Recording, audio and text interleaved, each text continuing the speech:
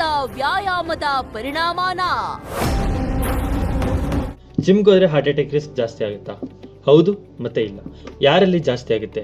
Professional body builders, ಅಂದರೆ ಅದರಲ್ಲೂ enhance professional body builders.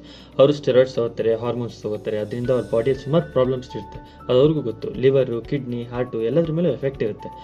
ಆದರೆ ಅವರು ಸ್ಟೇಜ್ ಮೇಲೆ ಕಾಣಿಸ್ಬೇಕಂದ್ರೆ ಅದೆಲ್ಲ ಅವ್ರು ತಗೋಬೇಕು. ಅದು ಅವ್ರ ಚಾಯ್ಸ್. ಹಾಗಾದರೆ ಜಿಮ್ಗೋದವ್ರು ಎಲ್ಲರಿಗೂ ಹಾರ್ಟ್ ಅಟ್ಯಾಕ್ ಆಗುತ್ತಾ? ಇಲ್ಲ. ಇವ್ರನ್ನ ನೋಡಿಕೊಂಡು ಈಗಷ್ಟೇ ಜಾಯ್ನ್ ಆಗಿರೋ ಯಂಗ್ಸ್ಟರ್ಸ್ ಜಿಮ್ನ ಹೈ ವೆಯ್ಟ್ಸ್ ಎತ್ತಿದ್ದಾರೆ. ಕಾರ್ಡಿಯೋ ಮಾಡಲ್ಲ. ಯಾಕೆ ಮಾಡಲ್ಲ? ಕಾರ್ಡಿಯೋ ಮಾಡಿದ್ರೆ ಸಣ್ಣ ಆಗ್ತಾರೆ ಅಂತ. ಅದು ದೊಡ್ಡ ತಪ್ಪು. ಹೇಗೆ ಜಿಮ್ಗೆ ಹೋಗ್ತಾ ರಿಸ್ಕ್ ಕಮ್ಮಿ ಮಾಡ್ಕೊಳ್ಳೋದು? ಕಾರ್ಡಿಯೋ ಚೆನ್ನಾಗಿ ಮಾಡಿ, ರೆಸ್ಟ್ ಚೆನ್ನಾಗಿ ತೊಗೊಳ್ಳಿ, ಪ್ರೋಗ್ರೆಸಿವ್ ಆಗಿ ಓವರ್ಲೋಡ್ ಮಾಡಿ, ಟ್ರೈನರ್ ಕೆಳಗೆ ಟ್ರೈನಿಂಗ್ ತೊಗೊಳ್ಳಿ ಸರಿಯಾಗಿ.